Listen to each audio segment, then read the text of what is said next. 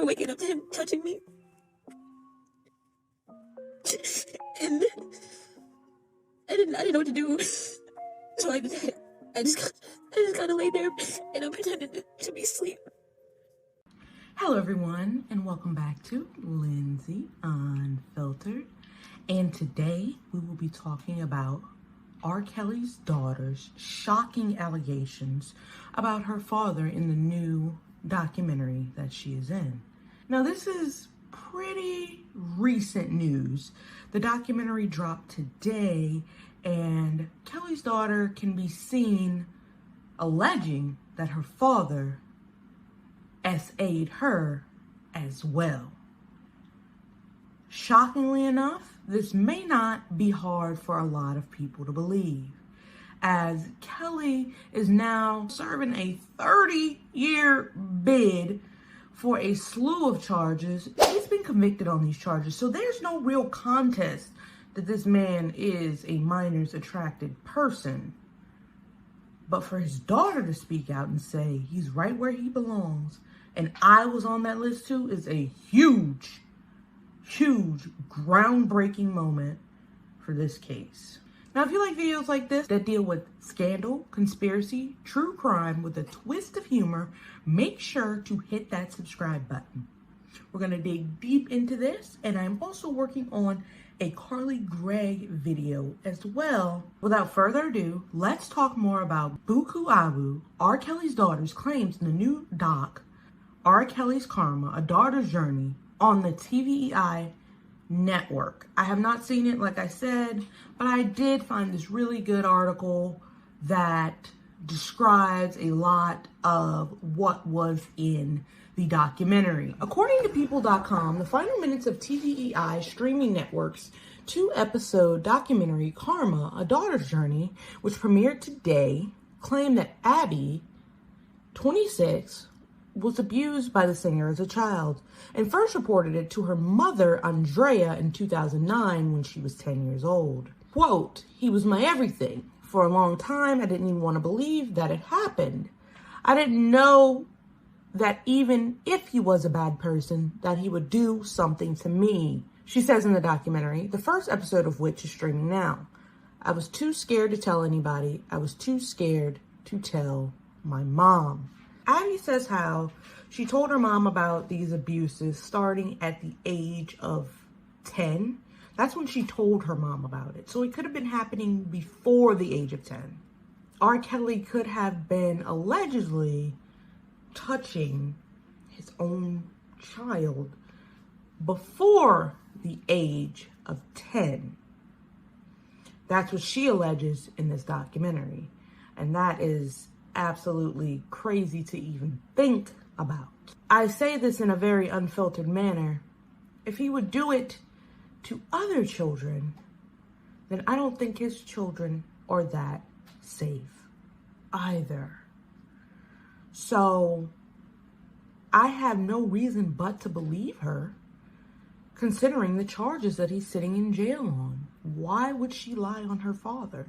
Who wants to say that their father did that to them? I don't imagine anyone would want to ever admit that. I don't imagine anyone would ever admit that. But now that he's in jail, quote unquote, the well-suited place, she feels safe enough to speak out. I'm all for it. And I hear Andrea Kelly, R. Kelly's ex-wife, allegedly is coming out with a tell-all book. Reading a little bit more from the People article, we see it says, in the second episode, Buku goes into more detail about the alleged abuse, which she says happened when she was 8 or 9. Like I said, guys, if she was reporting it at 10, it happened before then. 10 is bad. You know, any of it's bad. It's your daughter. But it happened before 10. When she was 8 or 9, I just remember waking up to him touching me. She recalls, crying. And I didn't know what to do, so I just kind of laid there and I pretended to sleep. Can you imagine being so frightened to speak up for yourself? Can you imagine to be so frightened to say, don't do that to me.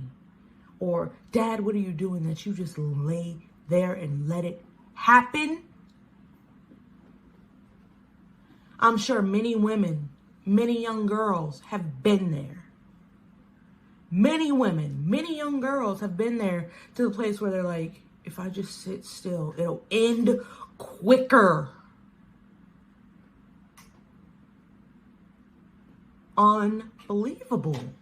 R. Kelly won't be eligible for parole until 2045. Like another creator said, we will all be very old, including him, right? But you have to think about not always being quick to devalue someone's opinion. You have to be quick to not always underestimate someone's allegation, right? Especially when it comes to SA. I don't believe in good faith. Most people would come to a person, especially a parent or someone that they trust, and say, this bad thing happened to me, and it be a farce. So, you know, a lot of people, especially with the P. Diddy stuff, with the R. Kelly stuff, all of this stuff, they're saying, oh, everybody's just coming out, everybody just wants money, yada, yada, yada. That could be some of the cases, a minuscule amount of cases, people wanting to attract clout. But you have to think about, what if they are not lying? You just made it baseless for anyone to ever open their mouth about being abused. You just made it baseless for anyone to ever open their mouth about being SA'd. So until you know the truth, the whole truth, and nothing but the truth, shut your mouth. That's all I say. Until you know the truth, the whole truth, and nothing but the truth, just don't say, oh, they're lying. You know, I've been around some people who think that some of this stuff is frivolous, some of this stuff is outlandish, but look at the charges he's being held on. Look at the charges Diddy is being held on. I mean, everybody that comes to the forefront, in my mind, needs to be taken at full value. Anybody who comes to the forefront about that. Could you imagine someone coming to you and saying that and you not taking it seriously? A lot of that is going on in society today. And that's why women, girls, boys even feel, what's the use? They're not going to believe me anyway. They're abusers. Their own abusers even tell them they're not going to believe you anyway. So we have to do a better job as a community to take things at face value.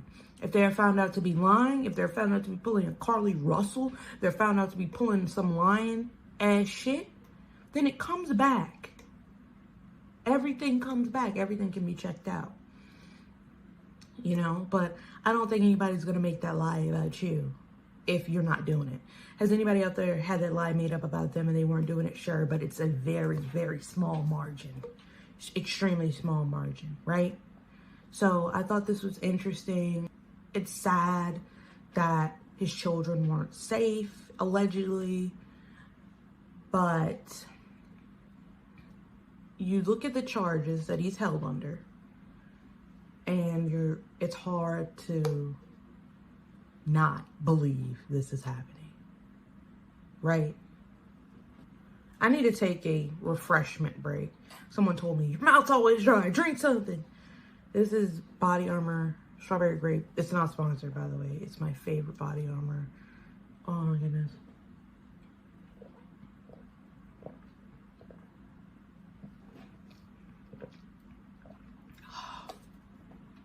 I had a soda for the first day in like 7 days today. I'm trying to cut out processed foods. I'm trying to cut out like soda and all that stuff and walk more. I got a little walking pad from the TikTok shop, so I've been trying to be more conscious about my health. That Sprite tasted like heaven on earth. I really don't want to show my shirt, but it's pretty cool. It says, let that shit go. And it has a picture of Van Gogh on it. So, but that's just a little life update, I guess, you guys. But anyway, I want to know your thoughts on this. Do you think R. Kelly did these horrible alleged crimes to his daughter, Buku? You know what side I'm on. Look at the charges. I want your guys' opinion. Speak up in the comments below. Thank you, guys. This has been Lindsay Unfiltered. Stay on the lookout for that Carly Greg video. Bye now.